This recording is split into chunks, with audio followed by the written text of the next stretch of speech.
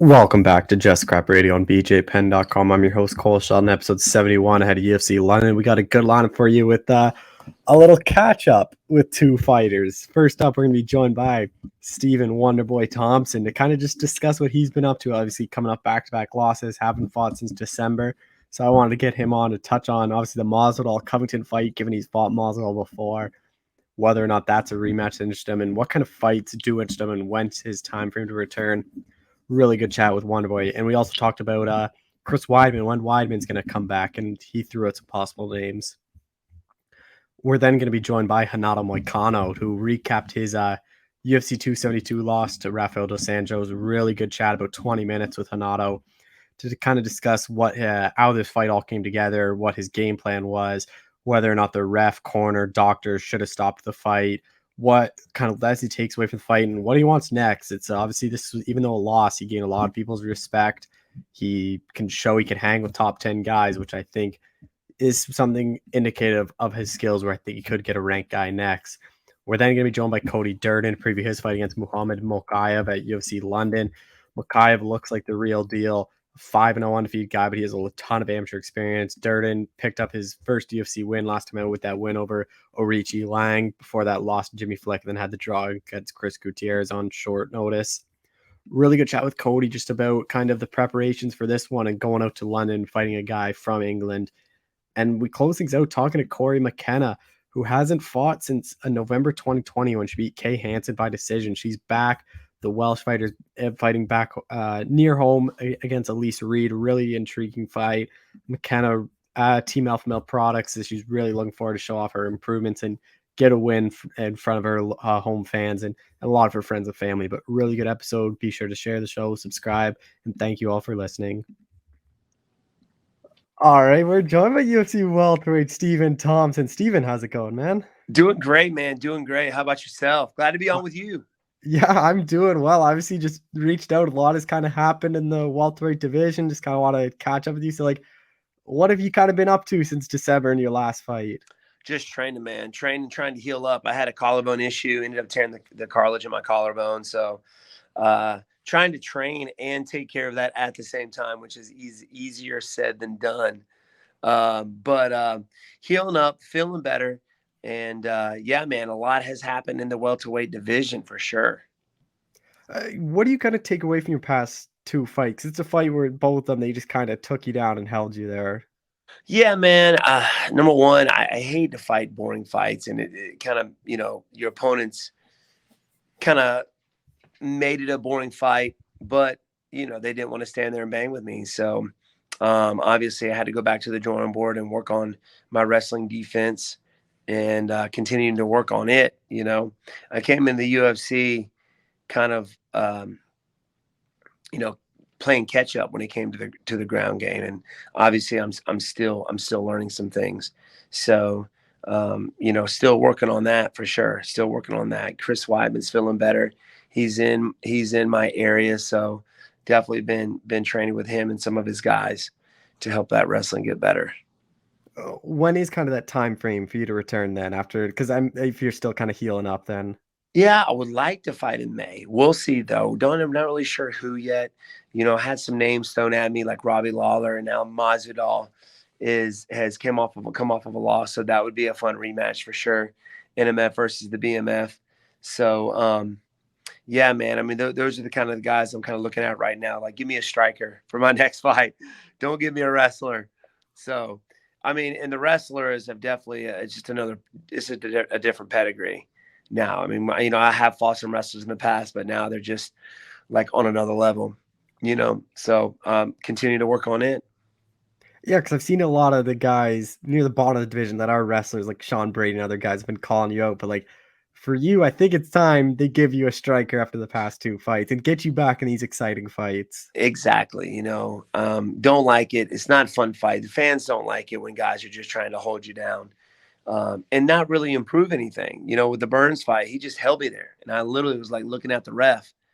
He was hitting me with some shots, but nothing that hurt. So I just said, screw blocking. I'm just going to sit there and punch you in the face, and we'll just punch each other in the face until something happens. So yeah, I want to get back into some exciting fights, and so let's make a stand up fight happen. Give me a name, even if it's somebody ranked up higher than me or fairly close. Give me Masvidal. He just fought for the title, ended up losing, so he's on a losing streak as well. So let's make that happen. Yeah, that's part of the reason why I wanted to get you on is your thoughts on that fight. Now I think the Masvidal rematch makes a ton of sense. Like I do articles after the events, like who I think they're gonna fight next. I actually said you versus Masvidal makes the most amount of sense for him. I think so too, and for the fans. I mean, but we've been facing off against wrestlers, and they're just holding us down. You know, um, so let's get two guys that want to stand up and throw hands. So I know we fought in the past, and we both made some changes, and we're both coming off of losses and several losses at that. So let's put us together and let's give the fans what they want. And even though you both are coming off losses, like I think it's a much bigger fight than what it was in 2017. Like I think both your names have probably gone up in popularity. I hope so. Yeah, I know he has. I mean, he's jumped way up there, one of the highest paid athletes in the UFC since the last time we faced each other. So hats off to him, man. You know, he's moving up and he's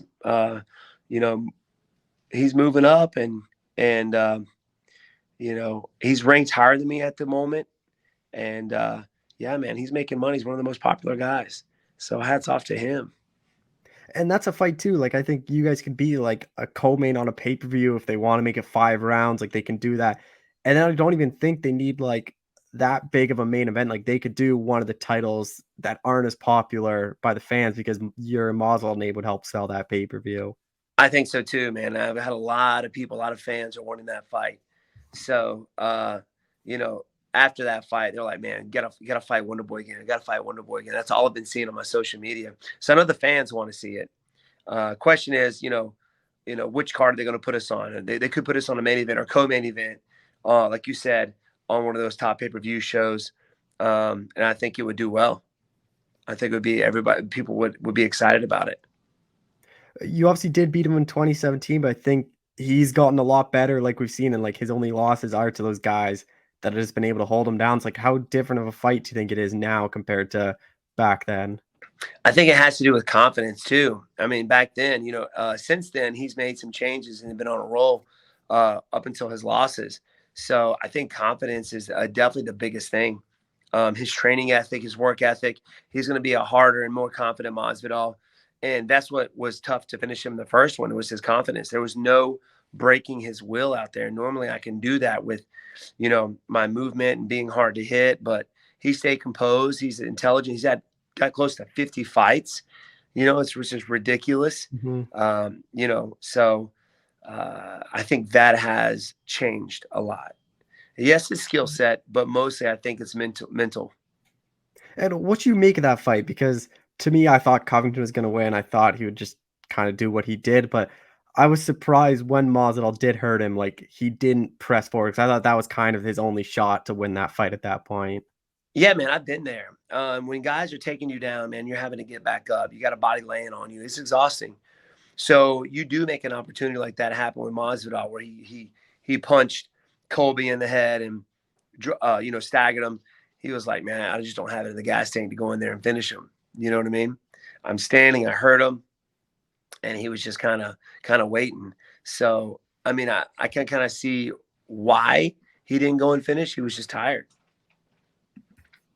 And if you don't get Masvidal, like, is there any other guys that kind of really intrigue you? Like you mentioned Robbie Lawler. Like I think that's a fun fight for the fans. Like, is there any other guys you'd like? They gave me Ponzinibbio too, but I feel like I just beat the guy that beat Ponzinibbio, which was Jeff Neal. Mm-hmm. And it just didn't make sense for me. I ended up beating my Jeff Neal and beating him pretty good, at that. And then he just beats Ponzinibbio. So I'm like, look, give me a name. So Robbie Lawler kind of made sense at the time. And now Masvidal ended up losing his fight. So either one of those guys, give me a stand-up guy would be awesome. Have you thought about maybe going up to middleweight then, just to get some different matchups? Everybody's talking about that, but I'm at it like a weird. Did you hear Whitaker might be coming back down to welterweight? No, is he coming back down to welterweight? Sweet tea. My brother was like, "Did you hear Whitaker might be looking to come back down to welterweight?" So you never know. Rematch there. He posted that thing and then he kind of walked back and said, "No, it's 85. I'm just getting a fight sooner." That's why he called himself Skinny Oh, is that Rob. what it was? Okay. We looked at it wrong, but okay, maybe 85. Yeah, that cut for him. He was normal, a natural, bigger body, and he killed himself in his younger age because he was young when he was fighting at 170. I mean, he was able to do that. But I heard he struggled to get to 170. It was just a terrible weight cut. And he's just big bone, big barrel chest on him. So I'm like that weird weight where I'm like, kind of, I'm not even a big welterweight, to be honest with you. Most guys walk around over 200 pounds. I'm like 190, 195. I'm not the type of guy to put muscle on fairly fast, So I'm at like that weird weight to where, I don't think I can make. Yeah, I beat a 185 guy, of Robert Whitaker, which is why everybody's like, "Hey man, you need to go up." But I think those guys up there. I mean, just rolling with Chris Weidman, sparring with him, it's just like there's no way. That dude is so strong, man. He throws me around, and I think the wrestlers in this division are good. I mean, imagine those guys up there like Weidman who are just on another level of strength and weight. You know what I mean? I think I would just get crushed. And like your next fight, are you hoping though it's back in front of fans? Like I imagine going from co-main to McGregor, that big of an event, all those fans, to then just the Apex had to suck. Yeah, man. I mean, like, you're out there with the fans. The fans are hyping you up. Just the energy. I miss that energy. And then going back to the Apex, and it's like, oh man, it's quiet. It's kind of boring. It just feels nostalgic. It's not as exciting. You know what I mean? So fighting in front of the fans is definitely more exciting and more incentive to fight harder. You know what I mean? And then I know you signed a new contract recently. Like, how excited are you about that? Getting a new deal with the UFC? Really excited, really excited. So, I just got to get back on that winning bracket. You know what I mean? Got these guys to give me a stand-up fighter. Come on, UFC. Stop giving me these dang wrestlers. The welterweight's so just stacked with just good wrestlers. You know what I mean? I mean, like you said, you got Sean Brady, you got Bilal Muhammad, Colby Covington, Usman, Hamzat coming up. I'm just like, even Chiesa is known to be a good grappler. I'm like, come on, guys, where are the strikers at now? And I feel like the 185, yeah, they got some wrestlers, but there's more of the strikers there. And I've heard a lot of people want me to fight Izzy, go up and fight Izzy. Go up and fight Izzy, man, go up and fight Izzy. I'm not just going to be able to go up and fight Izzy. I have to work my way up to fight Izzy, even though I think it would be a fun fight, stand-up fight, I still got to face some wrestlers to get there. And I'm just not at that weight and body to be able to do that. Yeah, the only way I think you can go right up to fight Izzy is if you were the champ and then you have the case to get it, or say he loses the belt and then say he loses a rematch and he's kind of in that weird scenario where he's just 0-2 to the champ. Then it's like, all right, just get me a striking fight then too. Like, other than that, like you're going to have to go up to middleweight and fight like probably 3-4 times before you can even get there. Exactly, man. Exactly. And that was kind of like my whole thing with winning the welterweight title was if Whitaker was still the title holder, and I was a title holder, that would be a fun rematch. You know what I mean? Like, cause we have history, but now that we're both not champs and I've lost my last 2 fights, it's going to be very hard to get back up there, to get that shot. So my goal right now is just win fights, just finding the right fight. Give me the name. I've been here for almost 10 years, maybe longer. Mm-hmm. Yeah, your debut was 10 years ago. Yeah, 2012 February. It was funny. Like I think I've been in the UFC for a long time. Like, what's his name? Former heavyweight champ. He just fought recently. Oh, Arlovsky? Yeah, Orlovsky. He's been there for like almost 20 years. I feel like, and I haven't been there half the time. Like that guy is just on another level. But yeah, man, I'm just excited to step back out there and do another fight in front of the fans. In front of the fans this time. Just a couple more things, like welterweight division. What do you kind of make for the top? It seems like Usman Edwards is going to be next. You have Luke A. Muhammad rematch, and you have Hamzat Burns. Like, I think Usman's going to beat Edwards, but then who do you kind of give him out of those? I think if Hamzat gets it, like if he gets Burns, I think he's that guy. He's moving up for sure. They're going to rush that guy to the title. I feel okay. So Kamaru Usman, he's taking some time off. I know he's getting ready. He's supposedly going to be fighting Leon Edwards, which is a good fight. I think it's going to be a different fight. I think Leon Edwards is going to put up a bigger effort, a bigger problem for Usman just because of the experience and the changes he's made since the last time they fought. Usman's made some changes too. His striking is a lot better than it was before. He's finishing guys now. So I think that's going to be a very interesting fight, but I feel like Usman can pull it off. I would love to see Edwards get it. Get another strike up there as a champ, the champ. But if Hamzat beats Burns, he's going to be fighting for the title after the Leon Edwards fight for sure. Which I think he can. I think he can win. I think he can beat Burns. He's very tall, and from what I hear from others, he's a big welterweight, and got cardio for days. I heard an interview from Darren Till the other day. He said the guy just doesn't get tired, and that's just a problem for anybody in the 185 or welterweight division. The guy's just relentless, with his wrestling. He's very, very strong. I've heard this from a lot of, 185 and even 205ers, how strong this guy is. So, and he doesn't look it, you know what I mean? He's just long and lanky. He doesn't have the bulky muscles. But I mean, it goes to show that, strength comes in different body types in different ways. So I hear he's very strong. I think he's going to be a tear now in the welterweight division after watching his last fight. At first, I wasn't on the Hamzat train, but now it's like, bro, you got to give him this props, man. The guys that he's training with and just word of mouth of what people are saying about him, you got to believe it. And if you're Colby Covington, like, what do you think is next for him? Because he's in such a weird spot where I think he's the clear number one guy at welterweight. Like, I think he beats most of those guys below him, and then he just can't beat Usman. Like, I kind of understood the Poirier call out just because it's another big name. It's another grudge match you can sell it as, because other than that, like, at welterweight, all those top guys are booked up, so I think he could just be sitting around for forever. Right. I mean, maybe the winner of, the Burns and Hamzat fights the champ after. And then the loser fights the other loser. So if it's Burns and Colby, I don't think they fought. So that would be interesting there. Get Burns if he loses to fight Colby, or if the other way around, get Hamzat to fight Colby if he loses. But yeah, he's in a weird spot right now. Like, who faces him? He's fought everybody pretty much except for Burns and Hamzat. I don't know. I don't know what he does. Does he go up and fight Poirier? I don't know if Poirier's down for that. I would be down for that. I hear that, Poirier walks around fairly heavy. So I think he could easily do welterweight and do well in the welterweight division. But I think that would be another grudge match. And just last thing, Chris Weidman, when do you think he's going to be back in there? Because everything he's talked about is he's coming back this year. Like, I've seen videos. It seems like he's doing pretty well and rehab pretty well. Yeah, man, he's doing really, really well training with his guys over at Jimmo here. He's closer to the Charlotte area, so he's got some guys to train with there, and some really good guys too.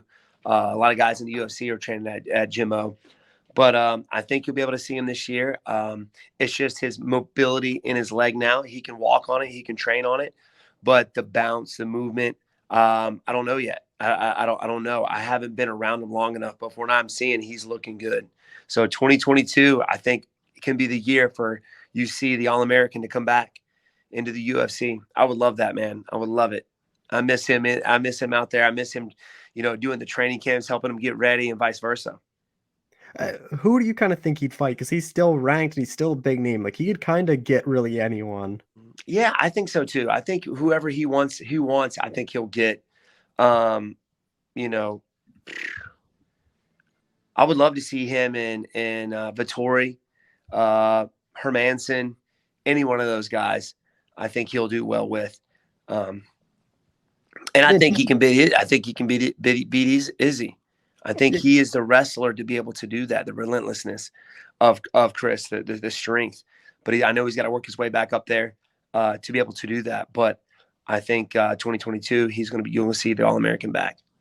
And he was booked against Hermanson to headline, like I think it was like OKC card, and then COVID hit and that event got canceled. So like Hermanson's taking the fight before, and Hermanson's coming off those losses. He's kind of in that weird spot. So that's one that does make a lot of sense. Yeah, 100, man. And I don't know if he would take that fight. I mean, after what happened to him in that grappling match with Hamzat, he's like, and Chris is another level. And it was different wrestling. You know, I think Hermanson's more of a Greco guy, but and Hamzat's more of a freestyle wrestler.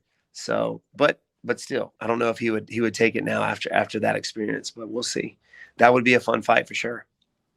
Just one your YouTube channel. I watch a lot of your videos. You do the podcast with you and Sweet Tea. Like, how's that going along? Oh, we love it, man. We love it. You know, we started this thing back over 2 years ago, and we did it just for fun, and it's changed our lives for sure, especially for Sweet Tea. You know, we love it. He's the editor. He's doing most of the work. I'm just the face. He's out there editing it, man, and we're both coming up with ideas, just having some fun and meeting new friends, new other, YouTube enthusiasts out there, such as Sensei Seth and Kentucky Ballistics and Houston Jones and just a bunch of other guys. Icy Mike. We've had a lot of fun just meeting these new guys, new martial artists. And we had Sensei Seth in here this past weekend doing a VR boxing match, and how realistic it was, and how you can get a good. It's actually better than shadow boxing. Yeah, it is literally better than shadow boxing. I was, after 4 3-minute rounds, I was drenched in sweat. I'm like, dude, I got an RV. Why am I not playing this game? You know what I mean? Bring it to the gym and get some shadow boxing in. But it's fun, man. We had a blast. So we're loving it. Me and Sweet Tea are loving it. Oh, well, Stephen, I appreciate the time. Kind of the consensus is May, June, Masvidal makes a lot of sense for you. Let's go. Let's make it happen, Cole. Let's do it, baby. All right. Thank you so much. Anytime, buddy. You have a good one, okay? Yeah, you as well. All right, buddy. All right. We're joined by UFC lightweight Renato Moicano, who's coming off a big fight against RDA. Renato, how's it going, man? Very good. How about you, my friend? I'm doing well. Obviously, last fight, I just want to, before we get into the fight, I kind of want to just touch on everything that happened. You beat Alexander Hernandez, then you find out Fiziev's out. Like, can you kind of walk me through how you ended up getting the fight and kind of everything that happened? Yeah, like I was in Brazil. Like, I went to Brazil one day before they called me. So was like I got here in Brazil on Sunday, and it was like Monday afternoon. My agent, my manager called me and asked me if I have no the Fiziev and RDA fight like got canceled, and I say no, I'm not, I don't know. And he say, yes, they are looking for a replacement. Are you in? And I answer him, like I said, I am 180 right now, so I'm a little bit heavy, so I don't know if I'm gonna make the weight. And he said, okay, I'm gonna throw your name and ask for 160 for a catch weight. And I say, okay. And I come back to the pool. I was at the pool and I was chilling. And the day before, my manager say, RDA accept the fight now. Dana White gonna figure out what he gonna do. And I was waiting, and they called me and say, okay, you got the fight. Let's set everything up. So we did a lot of stuff, to like COVID tests and all that stuff, and see everything that we have to do. And on Wednesday afternoon, I was over there in Vegas. On Tuesday, I took a flight at night, and Wednesday, I was in Las Vegas. So how tough of a weight cut was it then if you were 180 and you had to get down to 160 on like just a few days? Yeah, was tough, especially because I was not training, really training, I was at the gym a couple days after the fight. So and fortunately I did a sparring the Saturday before my fight. So I went to the gym to do a light sparring, and I did a light sparring, but I was like out of shape, so it was hard to me to do the weight cut because I was not like burning a lot of energy, doing a lot of cardio and all that stuff. But went okay. I did the weight, I make the weight, and was fine. So going into the fight, like, did you like how confident were you had the cardio to go 5 rounds just because it was short notice? No, not too much. You know, I was little bit worried, especially because I knew I couldn't use the takedowns. You know, because I was not training for that. So going to the fight, I was thinking, I was focusing on like I'm gonna strike the whole 5 rounds because I don't have the energy to try to take him down, you know, because like if I miss a shot, I was like really exhausted. So I was doing some mental training, you know. I was like training, man, I'm gonna over there and I'm gonna fight him to the beginning, and that's what I did, you know. That's why I said like I did what I could with what I have, you know. So what it was about mental game for me because I knew I couldn't put a high pace or try takedowns or grapple because I fought 2 weeks before and I wasn't eating good, you know. I wasn't training really grappling and all that kind of energy that takes from you. So I knew it would be hard, you know, and I knew I would have to strike the whole fight.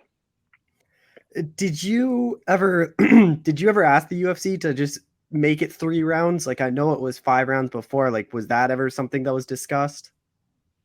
Yes, I asked for three rounds, you know, but in the end of the day, uh, I knew they would put 5 rounds, you know, and I was willing to take the chance, you know. I was willing to fight him because he's a big name. He's a contender. So I always am confident about myself. So I knew I would put everything on the line, you know, 100%, and that's what I did. And then the fight started. Obviously, he had some success with wrestling. Like after that kind of third round, like what do you kind of like? Because to a lot of people, like you took this fight on short notice. Like you're obviously tired. Like what were kind of your thoughts going into that fourth, fifth No, my round? thought, it's funny because in the first takedown, in the first round, I thought, man, this is gonna be a long night because I know like RDA sometimes he like wrestle, he like to put people on the ground, you know, but not all fights. Sometimes he come to strike, you know, and I did know that he was supposed to fight Fiziev. So in the back of my head, I was thinking, I think he's gonna shoot for the takedown because he trained that, you know. But I didn't know for sure. So when the fight start, I thought, okay, we're gonna fight on the stand up. We're gonna strike. But when I hit the punch and he rolled over and took me down, I thought, man, this is gonna be hard because I'm not prepared for that. You know, when you're gonna face like guys that like to grapple, to wrestle, you have to wrestle, you have to train hard, and I was not prepared for that. But I thought, I don't care, you know. Every time that I got, every time that the judge stop and put us back, I'm gonna try to punch him with all I have, you know.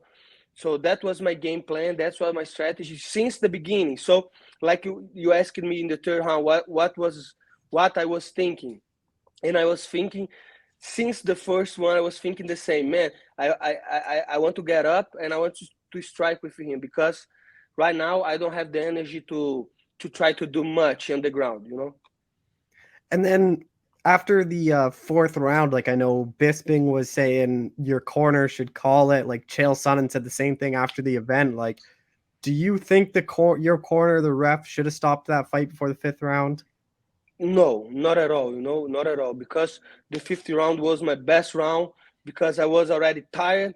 I was already without an eye. But I thought like the referee asked me like if you keep doing like that, I'm gonna stop the fight. I'm gonna call the fight, and I say, okay, I'm gonna put everything that I have, and I put my last energy to try to knock him out, to try to stop him, to try to stop his takedowns, and I did, and I showed a lot of heart. They could not take this from me. It was like it was good for me because I took the fight in so short notice. Mhm. So if the fight would have, if they had stopped the fight, I would be really upset. And I'm fine. I did I did the whole exams, the MRI, they did the whole stuff, and I'm 100% good. I don't have any broken bones, any problems on the eye. I'm 100% fine. So I really don't care. If they would stop the fight, I'm gonna be mad. I would gonna be mad. The last time this like really happened was Anthony Smith fought Glover Teixeira, and then Anthony Smith came out after and said if his corner threw in the towel, he would have fired him. Like, is that something you would have even done if your corner stopped it? No, of course not. I think like the corner man, they have to know the fighters. They have to know. And my corner asking me like, "You are in the fight?" And I say yes, and they say, "Okay, so you better go over there and try to win that fight."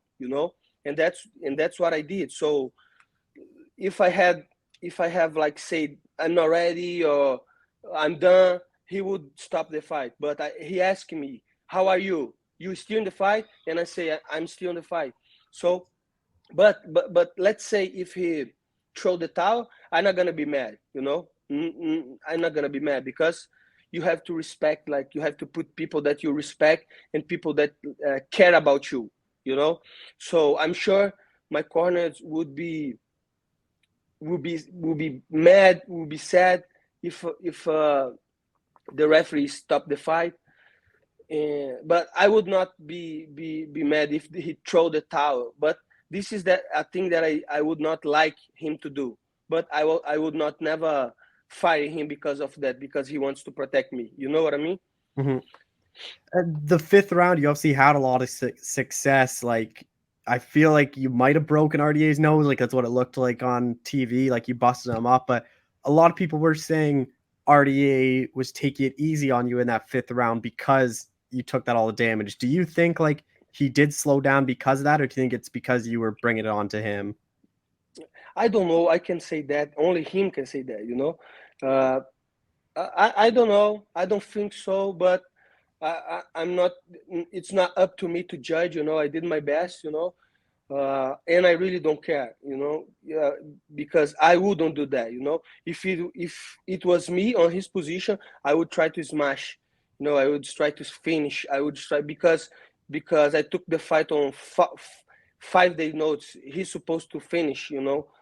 He's supposed to go over there and finish quickly the fight. So I cannot answer your question because it was not me. Yeah. And then, like, what have been the response since after the fight? Because just judging from what I've seen on social media, like, a lot of people gained a lot of respect for you for what you did, taking this fight on short notice, and then being able to go 5 rounds and having that fifth round that you did. Can you repeat? I didn't understand. I'm sorry. Like, what has the reaction been like for you from like fans and just other fighters? Yeah. Because it seems like you got a lot of respect.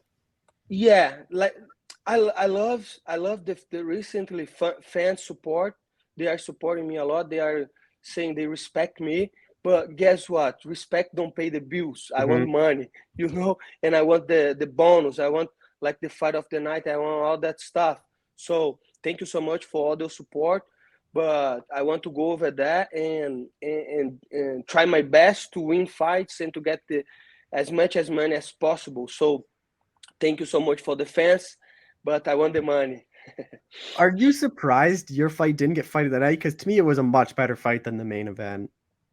A lot of people say that to me. That's why I'm saying, respect is good, but I'm not doing this for respect or for fame or for whatever.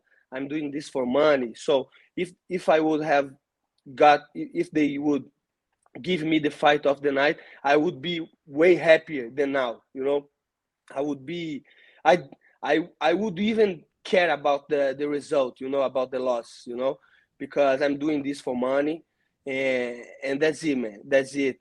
But don't don't make no mistake. I'm gonna fight. You know, I'm gonna try to win every fight because that's what that that's how I'll make money, winning fights. So next fight, I'm gonna put 100% again, you know. But I am surprised that they didn't giving us the fight of the night. It was a good fight. I tried my best, you know, and I think I didn't disappoint, you know, the UFC and the fans because I took the fight on short notice and I fought 5 rounds. You know, 5 rounds. It's hard to fight. Imagine if you are not training, if you didn't have the conditioning. You know, I just had my mind to keep me going through the fight. And you obviously talk about in our interviews a lot. You're all about the money. So did you get a better contract for taking this fight and more money? Yes, I'm happy with the UFC. They give me we did a good deal, you know, but money is never enough.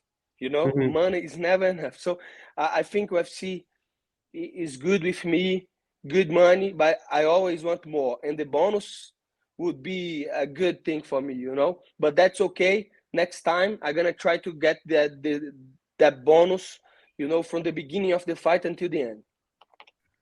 And you obviously showed a lot that you could hang with a top 10 guy in short notice. So like, do you really have your eye on anyone? Because after the Hernandez fight, you told me you wanted Bobby Green or Brad Riddell, but after this win, like I wouldn't be surprised if you get another top 10 guy or someone right near that top 10 after this performance.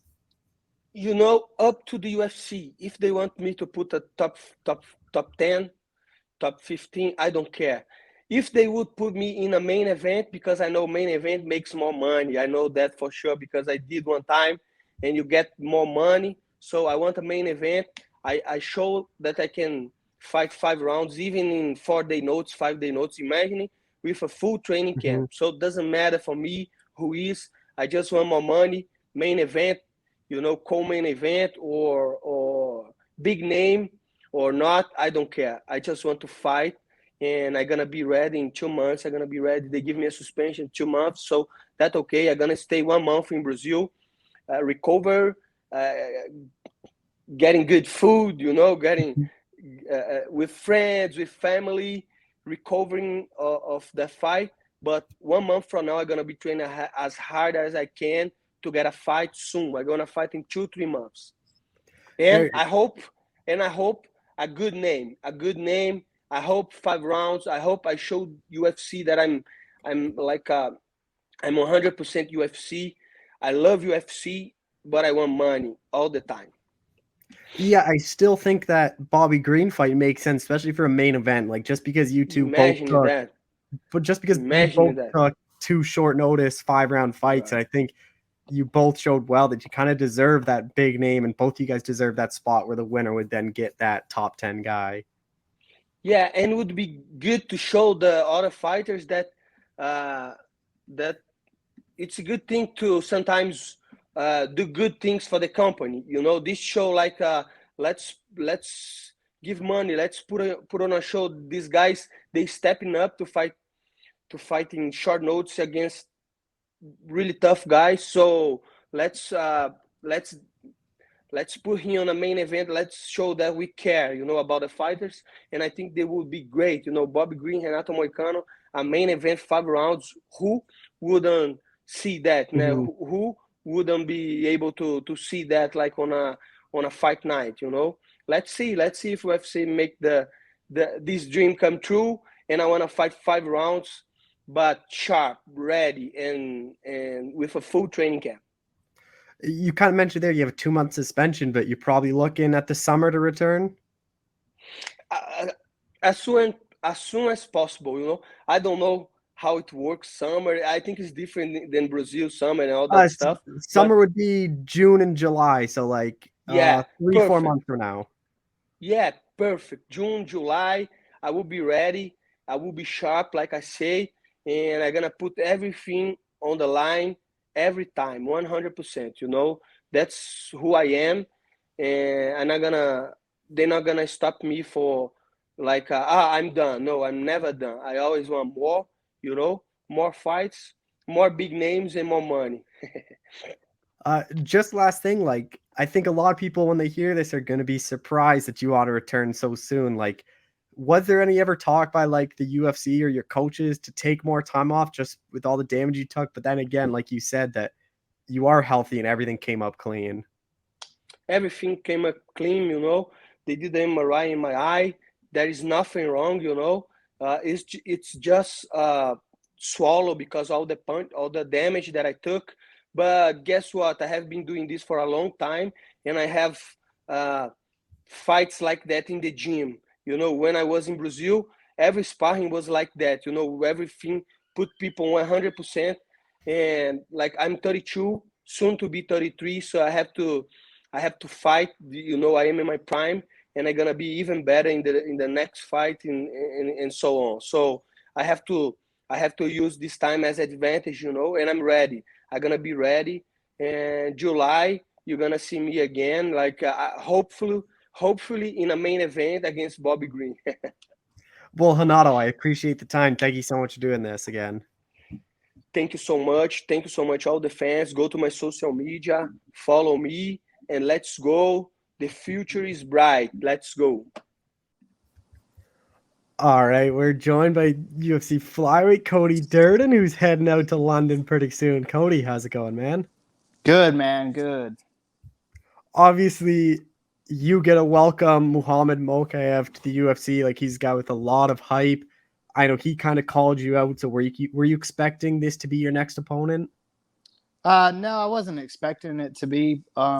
Pretty much the whole division called me out. And yeah, I've never turned down a UFC fight. And let's do it. We're here now, 3.5, 4 weeks away. And March 19th, it's gonna be a battle. What was that like? Because after your last fight, like you had basically almost every flyweight calling you out saying they want to fight you next. Ah, man, it was different for sure. You know, I kind of bit off more than I could chew. But yeah, I mean, it is what it is, and you know, I'm down to fight. That's what I get paid to do, and I'm ready to make some money. I know people were like saying all your comments were race and all that. I didn't really feel the same way because I thought it like if you fought a Canadian, like I'm from Canada, and you said, "Oh, I sent him back to Canada." Like I don't really take offense to that, but like, do you think people kind of overreacted to what you said?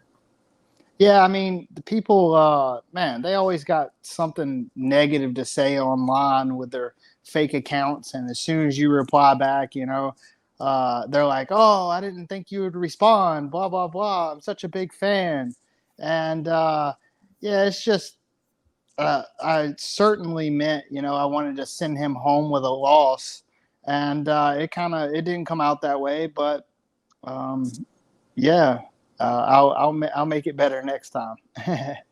And with Mokaev, like how much do you know about him? He's like fought a ton on the regional scene, like at that IMMAF, like he was undefeated in his pro career, but like he hasn't fought like any like really notable guys. Man, I think he's a young, hungry, determined prospect who's got a lot of talent. He's definitely ahead of his age group, and yeah, I'm not underestimating him. He brings a ton of skill to the game, but you know, he hasn't fought anyone like me, and it's gonna be a war. How do you think you match up against him? Just because both you guys are very good grapplers, but I think striking wise, it's going to be pretty interesting, like where kind of this fight takes place. Man, I think I match up great. You know, I've been taken down one time in the UFC, and it was because I slipped trying to throw a knee to Aori's head, and he got on top of me briefly, but I got right back to my feet. I trained with some of the best wrestlers in the world, and yeah, man, we'll see who gets the first takedown. Do you think like most of the pressure is on him in this fight just because he fights out of England, like it's his debut, like he's never lost. He has all this hype coming into his like UFC debut at home too. Yeah, he's got all the pressure, he's got all the hype, and I know what it feels like to lose, and he doesn't. So yeah, I'm determined, and we'll see if he freezes up when the lights are on and there's 20,000 people in the stands. This will be your first time going in front of like a sold out crowd. So what will that be like? I imagine they're gonna be booing you just because you're in London, but like fighting in front of fans, yeah, that's obviously gonna be exciting for you. Man, I'm just gonna stay focused on what I have to do. All that extra is just noise, and just on the way to the cage, just focused on me and what I got to do, and making sure that I'm doing the things that I prepared to do, and just let my training speak for itself. How do you kind of see yourself winning this fight then? Man, I think it's going to be a good long dog fight, and there's going to be blood, and both of us probably going to be leaving hurt, but I think I'm going to edge them out. What do you think a win does for you? Like handing this guy his first pro loss, who has all this hype entering the UFC. Man, I think it's going to catapult me to the next level, and I don't have anything to lose. I'm doing the things that I'm supposed to be doing, and I'm real hungry, to put my right hand on them. So we'll see. Who is kind of going to London with you? Just because obviously it's a whole different country, long flight. Like, is it the usual coaches you got? No, this time I got to bring. I'm bringing my coach Douglas Lima, my coach Brantley Furr, my coach Chad Schaefer couldn't come, and so I had to bring my good training partner Michael Fortner. Oh, with this fight too, like, do you kind of think if you put the pressure on him, just because like he's always been that guy that's just kind of running through everyone, like if stuff starts to not go his way, like you can break him just because he's never kind of experienced that? Absolutely. Aori Keeling put everybody on their back foot, and I enjoy being in the pocket. That Mexican style boxing, in your face, trading shots. I enjoy that, and yeah, we'll see who backs up first, and we'll see who gets the first takedown. And you obviously signed with Dominance too before this fight. Like, what kind of drew you to go with them? Excuse me, what'd you say? You signed with Dominance Management. What kind of drew you to go sign with them? Man, I ran into Ali multiple times in Connecticut for Douglas Lima's fight. Ran into him, at our gym with Kamaru Usman, and saw him in Atlanta at a restaurant, and it was just, man, it was always good interactions, and we became friends, and we talked on a normal basis, and I just decided it was the best move for me. So yeah, I'm represented by Dominance now. I know most UFC fights or contracts go 4 fights. Like, have you already re-upped, or you find out your deal on this one? No, I just signed a new 4-fight contract, so we're good. And this is the first one of it? Exactly, yeah. How exciting is that then? Just showing the UFC has confidence in you to re-sign you. Man, it's I'm extremely blessed, and it gives you a new plate, to kind of start over, and do better than you did your first 4-fight contract. So yeah, I'm excited. There's no other place that I would rather fight for, and if I wasn't in the UFC, I'd probably be retired. So we'll see. Flyweight division's wide open. Like, if you get the win here, do you think a ranked guy would be next for you? Yeah, it's quite possible, and that's ideal. Hey, everything goes your way. Like, are you hoping quick turnaround? Because you're a guy that I know likes to be as active as possible. Yeah, we'll see how it goes. If I get in there unscathed and I'm not hurt, then yeah, we'll do a quick turnaround. But my last fight, Uh, there was a few injuries, after the dust settled that I didn't recognize, and I had to get fixed. So yeah, we'll see how it goes. And with the flyweight division, like, what do you kind of make of it right now? Just because you have Moreno, Figueiredo, like, you don't really know if they're going to do the fourth fight right away. But then other than that, there's like no real like clear guy, and it's kind of wide open for anyone to kind of make a run to the top. It's getting better, they're signing more and more flyweights, and we just got to get those top 10 guys fighting, which most of them are lined up, ready to go, and we'll see how the division plays out. Just a couple more things. Like, what is kind of the goal for you this year then? Man, my goal is to get 3 fights, and you know, actually, another one of my goals is to get a bonus. I want to get that $50,000 bonus at all costs. So yeah, man, I gotta put in the work, and the results will come. Just last thing, one of your coaches in Diego Lima announced his retirement. What do you kind of make of his career? Because he had a good run. Like, it's pretty hard to, when you leave the OC, to get back in, and he did that and had some success. Yeah, man. I mean, I love him to death. He's the one that got me started in fighting. At a high level. He trained me pretty much since I was a 2-1 amateur, and he did what he had to do, and what his family was wanting him to do, and he's got another purpose in life, and I think he's going to be a way better coach than he was a fighter, and that's just my opinion. He's a great coach. Well, Cody, I appreciate the time. Thank you so much for doing this. Thank you, man. All right. We're joined by UFC strawweight Cory McKenna, who's finally back in action. Cory, how's it going? I'm good, thanks. How are you? I'm doing well. Obviously, a long time coming. Like, we haven't seen you since November of 2020. Like, what has this past like year and a bit been like for you not being able to fight then? It's been different, riddled with injuries and different adversities to overcome. But I've stayed as active as possible and got through it, and I'm looking forward to show everyone what I've been working on when we get out there on March 19th. And how excited are you? Your return fight is in London. You get to go back to the UK. Yeah, I'm very excited. That was kind of a huge thing for me. Like, I wanted to be on the London card. My friends, my family, all my former teammates, like, people that I've known my entire career, like, all gonna be sharing the card. So it's gonna be a great night. And then you get to share the card too with your fellow countryman and Jack Shore too. What's that going to be like? Because there's not many Welsh fighters on the roster. Yeah, it's like I say, it's gonna be great. I'm sure there'll be a huge Welsh crowd, and like the support will be massive. So it's gonna be really exciting.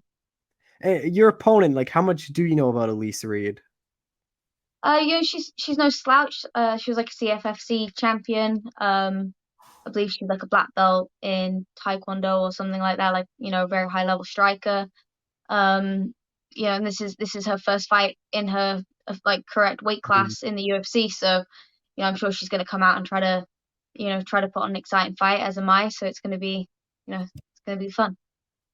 I know obviously you don't want to take a year off, but being so young, like, is it not a good thing in hindsight that you have all that time to develop your skills and work on new stuff in the gym?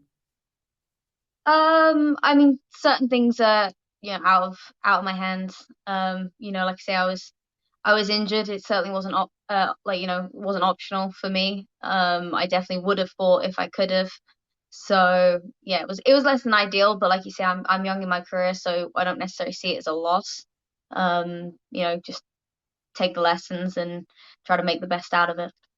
And how has training camp been at Team Elf Mill? Because a lot of good looks there. Like, I know you and Macy train a lot together. Is like, how is kind of camp for this one?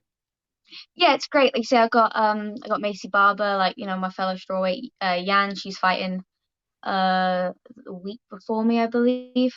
So, like, got some high level girls on the mats that I'm sharing, and then obviously, like I said, I got the smaller guys there and everything, and top level coaching. So camp's been amazing. I couldn't really ask for a better, support system and team. Oh, what is it like being there? Like seeing guys like Uriah Faber and like Cub Swanson, like kind of just like legends of the sport that you get to work with all the time. Yeah, Uriah is cool. Like, he puts a lot of time in with me, and I'm very fortunate to have him. I've known him for a while now, and he's been very invested in my career. Yeah, it's great. Like say like they're big names, but to me they're just they're my teammates, they're my friends, and I do feel very lucky to just share the mats with them and kind of like feed off of them and take what I can. I meant Darren Elkins, not Cub Swanson. I get confused that they just fought each other, but like there's still like a lot of high level people there. But with this fight, like how do you think you match up against Elise? Like sorry to say, like I believe I could beat anybody. I believe I've done the work that needs to be done. I'm going in there confident. I'm expecting a tough fight, but I'm quite comfortable, like regardless where the fight goes. Do you really like take much away from her debut just because that was up a weight class and like even Eubanks is a girl that could probably fight at bantamweight? I mean, there's stuff to take away from it, of course. I remember watching the fight. But like say, upper weight class, short notice fight against a really tough girl. So like, nothing to be taken away from her, really. A lot of people wouldn't have had the guts to go up there and do that. So if anything, it shows her heart. But yeah, like you say, not too much to take away from it. Just yeah, is what it is. Uh, with this time off and like all this time to kind of grow, like do you think you're gonna look totally different from your debut and like a much improved fighter? Yeah, I try to make all the improvements I can between every fight. I try to look like a different fighter every time I come out there. I'm constantly working on my skills. I train everything equally, all week. I do my striking, I do my grappling, I do my wrestling. Like, so I'm covering all bases year round. So I do hope that every time I go out there, I show a new developed skill set, and I always want to put on a good show for everybody. How do you kind of see yourself winning this fight? Because obviously you're a very good striker, but like I have to imagine your ground game working with Macy has gotten a lot better as well. Yeah, like I said, I'm comfortable wherever the fight goes. I think I'll win the striking exchanges. I definitely like to go out there and put on display some of the the wrestling work that Danny Castillo's been doing with me. To be honest, I would just like to put on a well-rounded performance and get that finish wherever the opportunity like shows itself. You kind of brought up there, but is that something that you're hoping for in this fight? Is to get that finish? Or is it more just like just getting the win? I mean, obviously the win comes first, but I always want to finish. Like don't leave it in the hands of the judges. I had that controversial loss early on in my career, and I definitely look to finish fights now where possible. What do you think that walkout's going to be like for you? Because it's been a long time for you since you fought in front of a crowd. Yeah, it's been like 3 years since I fought in front of a crowd. I think it's gonna be great. Like say all my friends, my family are coming. There'll be a huge support system from Wales. And I'm just really excited to kind of, have the opportunity to have that like that community and everyone involved. So I think it's gonna be great. You get your hand raised here. Like I imagine everything goes your way, like healthy. You want a quick turnaround, just kind of make up for that past year. Yeah, like I say, I don't like to put too much weight on making like longer term goals. 'Cause like I say, I never know what's going to happen. Last year I said I wanted an active year. I ended up getting back to back injuries. So I'm not going to say anything set in stone, but for sure, obviously, I always want to stay active. I always want to get as many fights as possible, regardless of what's happened in the past. Not even to make up on time.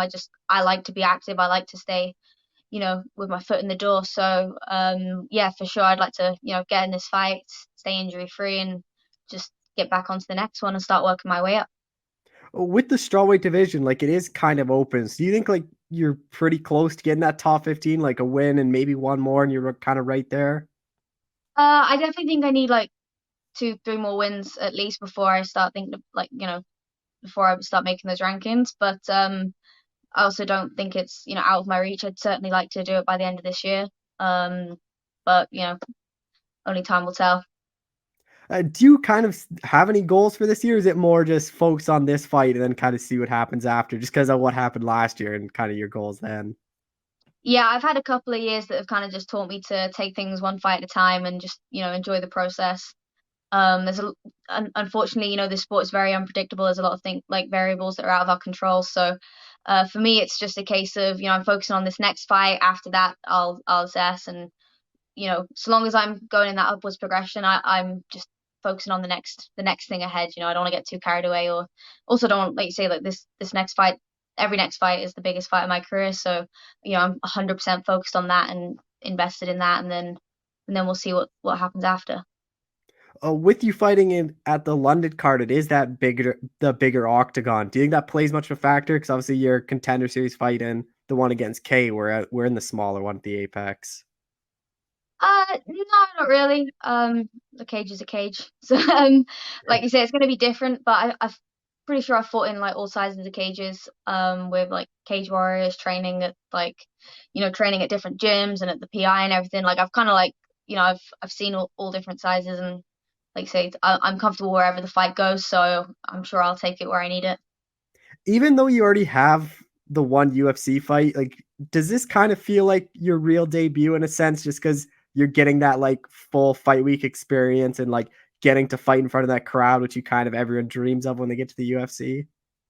Yeah, it's definitely gonna be a completely different experience. I do anticipate it kind of like, I feel like this is the one where it's gonna finally hit me and be like, oh wow, like I've made it, because like so far I can't, like I say, I got the experience and everything with the UFC, but it's also due to COVID, it's been like a partial experience. Like this is for sure gonna be my first kind of big show. So yeah, I'm looking forward to it. Like I say, this is something that I've dreamt of since I was 12, 13. So I'm sure it's gonna be awesome. For people that don't know, how did you ever go to Team Alpha Male? Like it seems weird that like a Welsh girl out of nowhere just goes to California. So when I was 16, I left school after my GCSEs to train full time. And we were kind of aware that I would probably need a home away from home. With girls and like smaller bodies for me to train at and to get the experience. So my family holidays became orientated around me trying different gyms. I did King's MMA, Team Alpha Male, ATT, to name a few. And this was the gym that kind of like, I felt more at home at, and I had a good connection with the team, and I kind of just felt like I fit in. They had a lot of girls at the time. Obviously, we've got quite a few now too. And yeah, it just kind of became my second home. I started coming out here regularly for camps, and after Contenders, I made the move. And who is going to be in your corner then? So due to the travel restrictions and stuff still being a little bit tentative, I'll have Danny Castillo will be flying over with me, and then I'll be having Jack Mason, who I have in my corner every fight. He's my first ever coach, current manager, and then I'll have one of my old teammates that came out here to train with me. Just last thing, like, do you got really any plans after the fight? Like, are you gonna stay over there for a bit and see friends and family, or is it right back? Yeah, I'm gonna. Oh, you go ahead. Yeah, I'm gonna. So, no, sorry, the stream crashed. Yeah, I'm gonna stay home for a couple weeks. Catch up with family, go back to Wales, like have a little bit of downtime. I haven't seen my friends and family for 2 years now, so it's overdue. So free trip home. I'm gonna go see them and catch up and kind of make sure they're sick of me before I come back out here. Well, Corey, I appreciate the time. Thank you so much for doing this. Thank you.